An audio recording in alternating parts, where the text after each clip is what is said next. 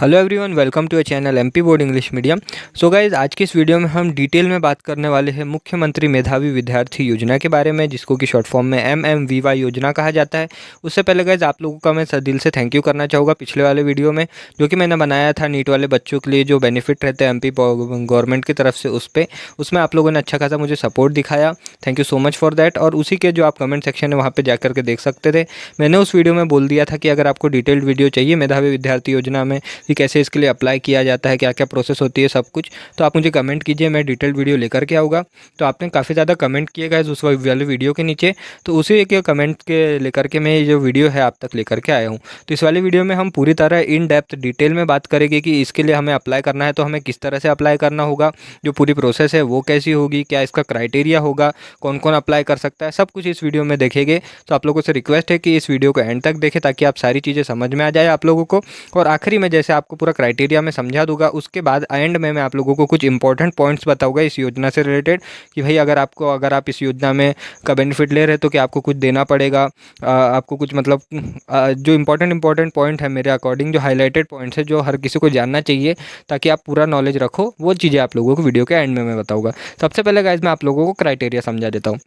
तो क्राइटेरिया में गए सबसे पहली चीज़, इसको कौन कौन अप्लाई कर सकता है। जैसा आप लोगों के दिमाग में होगा ना कि इस योजना में कौन कौन भाई पार्टिसिपेट कर सकता है, तो क्राइटेरिया ये है कि अगर आपको इस योजना में एलिजिबल होना है तो उसमें सबसे पहली चीज़ है कि आपका एमपी का होना बहुत ज़्यादा ज़रूरी है। जो आपका डोमिसाइल होता है, यानी जो आपका स्थायी निवासी होता है, कि आप एमपी के रहने वाले यानी मध्य प्रदेश के रहने वाले होना चाहिए। कोई अदर स्टेट का बच्चा इस योजना के लिए अप्लाई नहीं कर सकता, चाहे उसको एमपी का कॉलेज क्यों ना मिला हो। अगर आप एमपी में रहते हो, आपका जो स्थायी निवासी यानी डोमिसाइल सर्टिफिकेट एमपी का है, मध्य प्रदेश के आप रहने वाले हो, तो ही आप इस योजना में एलिजिबल हो। एक और बार बोल देता हूँ, किसी अदर स्टेट वाला बच्चा, फॉर एग्जांपल कोई महाराष्ट्र में रहता है, उसको कॉलेज मिला है एमपी का, पर वो सोच रहा है कि मैं एमपी में ही अप्लाई करूँ इस योजना के लिए, तो नहीं, आप इसके लिए अप्लाई नहीं कर सकते। इस योजना के लिए जो बेनिफिट है वो ओनली एंड ओनली एमपी में रहने वाले बच्चों को ही मिलता है, बिकॉज ये एमपी के गवर्नमेंट की स्कीम है। ठीक है। अब दूसरा क्राइटेरिया आता है इस परसेंटेज क्राइटेरिया। मैं ये नहीं जानता कि इस साल इस क्राइटेरिया का क्या होगा, बिकॉज इस साल काफ़ी जगह पे से परसेंटेज क्राइटेरिया हटा दिया है, और बिकॉज ये जो रिजल्ट है ये 10th के बेसिस पे बनाया जाएगा। पर जो परसेंटेज क्राइटेरिया था वो इस योजना का वो कुछ इस प्रकार से था कि अगर आप एमपी से बिलोंग करते हो, यानी एमपी बोर्ड से आप पेपर दे रहे हो, फॉर एग्जांपल आप एमपी बोर्ड से हो, तो आपका 12th में 70% होना ज़रूरी है इस योजना में एलिजिबल होने के लिए। और अगर आप सीबीएसई बोर्ड से हो तो आपका 85% होना ज़रूरी है इस योजना में एलिजिबल होने के लिए।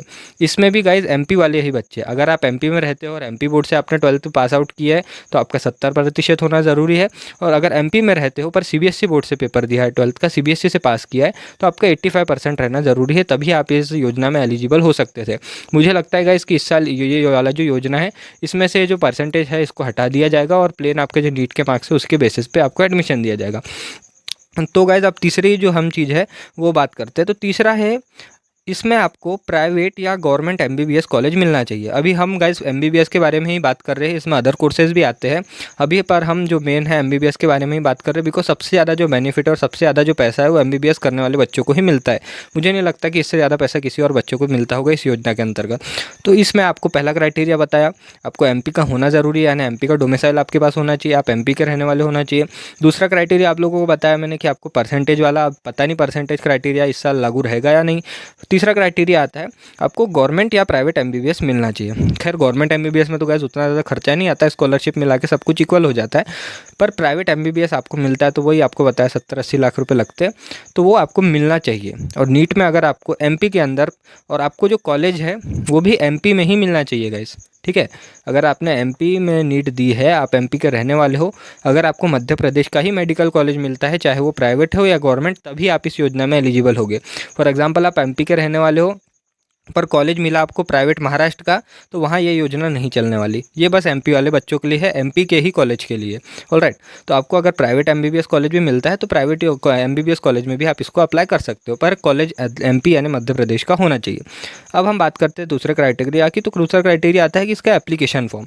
तो एप्लीकेशन फॉर्म हमको कब भरना पड़ता है, आपने नीट की एग्ज़ाम दे दी, नीट की एग्ज़ाम देने के बाद आपको जब कॉलेज मिल जाता है, फॉर एग्जांपल काउंसलिंग आपने कर चुके हो, उसके बाद आपको कॉलेज मिल गया है, तभी मैं आपको सजेस्ट करूँगा कि इसका जो एप्लीकेशन फॉर्म आता है MMVY का, उसको भरना। अगर आप उससे पहले भर देते हो ओवर कॉन्फिडेंस में आके, गाइज मैंने खुद किया था ऐसा, इसलिए आपको बता रहा हूँ, ओवर कॉन्फिडेंस में आके कि नहीं मुझे तो प्राइवेट कॉलेज मिल जाएगा MBBS, तो मैं ये योजना के लिए अप्लाई कर देता हूँ। तो हो सकता है गाइज आपको अगर गलती से प्राइवेट कॉलेज नहीं मिला और आप किसी दूसरे कोर्स में चले गए और दूसरे कोर्स के लिए दूसरी स्कॉलरशिप के लिए अप्लाई कर रहे हैं, तो वहाँ ये चीज़ दिक्कत क्रिएट कर सकती है। तो आपको सजेस्ट करूँगा कि एप्लीकेशन फॉर्म आप तभी भरना जब आप नीट की एग्ज़ाम दे देते हो, फिर आपको गवर्नमेंट या प्राइवेट MBBS जब मिल जाता है। वैसे तो गाइज इसका एप्लीकेशन फॉर्म कॉलेज में जाने के बाद ही, कॉलेज से ही भरा जाता है, समझे।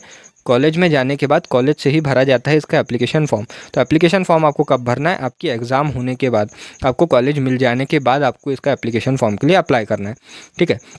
तो अब मैं आप लोगों को कुछ इंपॉर्टेंट पॉइंट्स बताने वाला हूँ मुख्यमंत्री मेधावी विद्यार्थी योजना से रिलेटेड। आप सोच रहे हो यार, अगर गवर्नमेंट इतना सारा हमें पैसा दे रहा है, 70 से 80 लाख रुपए दे रहा है, तो उसके बदले कुछ तो लेगा ना। तो आप बिल्कुल सही हो, गवर्नमेंट कुछ तो लेगा, और क्या लेगा।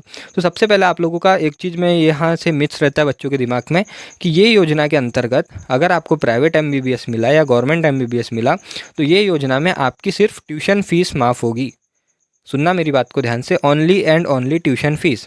ट्यूशन फ़ीस क्या होती है? जो आपके कॉलेज का पढ़ाई का खर्चा है वही माफ़ किया जाएगा। हॉस्टल का खर्चा, मेस का खर्चा, आपका रहने खाने का खर्चा, ये सब गवर्नमेंट नहीं लेने वाले। आपका ये जो चीज़ है ये आपको खुद अफोर्ड करना पड़ेगा। एक चीज़ बोलना चाहूँगा गाइस, देखो गवर्नमेंट अगर आपको इतना बड़ा रकम दे रहा है, तो उसके सामने गाइस आप अगर इतनी बड़ी डिग्री करने की हिम्मत रखते हो, इतना आप मतलब साहस करते हो इतनी बड़ी डिग्री करने का, और गवर्नमेंट इतना पैसा दे रहा है, तो उसके बदले रहना खाना और बाकी खर्चे तो आप अपने हिसाब से निकाल ही सकते हो ना गाइस। इतना तो अफोर्ड कर ही सकता है, हर कोई कर सकता है। जब इतनी बड़ी डिग्री कर रहे हो तो इतना तो करना ही पड़ेगा यार।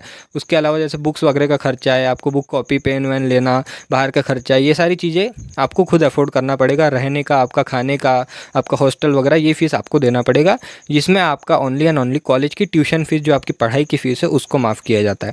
सो अच्छे से समझ गए होंगे मेरी बात को आप लोग, I hope. Only and only tuition fees, hostel fees, mess की फ़ीस, जो फालतू के खर्चे, एनुअल जो फंक्शन होता है, ये वेराइटीज़ ऑफ फंक्शन चलते रहते कॉलेज में, वो फ़ीस यहाँ माफ़ नहीं होती। और ये सही भी है गाइज, गवर्नमेंट आपको इतना दे रही है वही सफिशिएंट है मेरे अकॉर्डिंग तो। फिर अब इसका एक और आपको एक पॉइंट बताना चाहूँगा, इंपॉर्टेंट पॉइंट। अगर आप इस योजना के लिए अप्लाई करते हैं, फॉर एग्जांपल आपको प्राइवेट MBBS मिलता है और आप बोलते हैं कि हमें प्राइवेट मिल चुका है और हमें MMVY लेना है, मुख्यमंत्री मेधावी विद्यार्थी योजना का फ़ायदा उठाना है, उस टाइम आपसे एक रूरल बॉन्ड साइन करवाया जाता है। ये चीज़ को ध्यान से सुनना, रूरल बॉन्ड क्या होता है। तो आप लोगों से बोला जाता है कि भैया अगर हम आपको इतना पैसे दे रहे हैं, इतने 70 80 90 लाख रुपए दे रहे हैं, तो इसके बदले आपको 5 साल सरकारी सेवा देना पड़ेगा ग्रामीण क्षेत्र में। सिंपल शब्दों में बताऊँ तो जैसे ही आपका MBBS कंप्लीट होता है, उसके बाद आप लोगों को 5 साल की गवर्नमेंट जॉब करना पड़ेगा गाँव में, डायरेक्ट। इसके लिए आपको कुछ अप्लाई नहीं करना पड़ेगा और इसकी सैलरी भी मिलती है गाइज। ऐसा मान लो अगर आप इस योजना के लिए अप्लाई करते हो तो इसका ये एक और बेनिफिट है कि आपको डायरेक्ट यहाँ से कॉलेज होने के बाद, इंटर्नशिप होने के बाद सीधा एक गांव में पोस्टिंग मिलेगी, वहाँ आपको सैलरी भी मिलेगी। वैसे भी अगर कोई डॉक्टर बनने का सपना देख रहा है तो आप लोगों को बता दूँ, 3 से 4 साल अगर कोई डॉक्टर प्रैक्टिस करता है अच्छी, तभी अच्छा नॉलेज गेन होता है और तभी हाथ साफ होते हैं। तो इतना तो टाइम लग ही जाता है और ये आपको एक बहुत गोल्डन अपॉर्चुनिटी है कि डायरेक्ट आपको गवर्नमेंट हॉस्पिटल में काम करने मिलेगा। तो ये गवर्नमेंट साइन करवा लेती है आपसे कि आपको जैसे ही आपका कोर्स कंप्लीट होगा 5 साल की गवर्नमेंट सेवा देना पड़ेगा। और ये सही भी है गाइज, इतना अगर गवर्नमेंट आप पे पैसा दे रही है तो इतना तो बनता है। तो ये आपसे बॉन्ड साइन करवाया जाता है, ठीक है। उसके अलावा एक पॉइंट आपको बता दूं, चाहे आप SC हो, ST हो, OBC हो, जनरल हो, हर कोई इस योजना के लिए एलिजिबल है। हर कोई इसके लिए अप्लाई कर सकता है। ऐसा कोई रोक टोक नहीं है कि इसमें SC वाला ही ज़्यादा बेनिफिट लेगा या ST वाला, सबके लिए इक्वल है। चाहे आप ST, SC, OBC, जनरल जो भी हो, हर कोई इस जो मेधावी विद्यार्थी योजना है इसके लिए अप्लाई कर सकता है। तो ये थी गाइस बहुत सारी इन्फॉर्मेशन जो मैं MMVY के बारे में मैं आप लोगों को देना चाहता था। अगर कुछ पॉइंट्स इस वाले वीडियो में छूट गए होंगे तो मैं इसके अलावा एक वीडियो लाऊंगा। अगर आपको लगता है कि ये सारी वीडियो देखने के बाद भी आपके मन में कोई डाउट है तो नीचे कमेंट करके बताओ। और कुछ पॉइंट अगर मेरे अकॉर्डिंग अगर मिस हो गए होंगे तो मैं एक और वीडियो लेकर के आऊँगा, उसमें मैं आप लोगों के जो क्वेश्चन है उसके आंसर दे दूँगा इस योजना से रिलेटेड। आई होप आप सब सारी चीज़ें समझ चुके होंगे। अगर वीडियो पसंद आया तो उसको लाइक करके अपने फ्रेंड्स में ज़रूर से शेयर करना। Thank you for watching the video. मिलते हैं आपसे नेक्स्ट वीडियो में।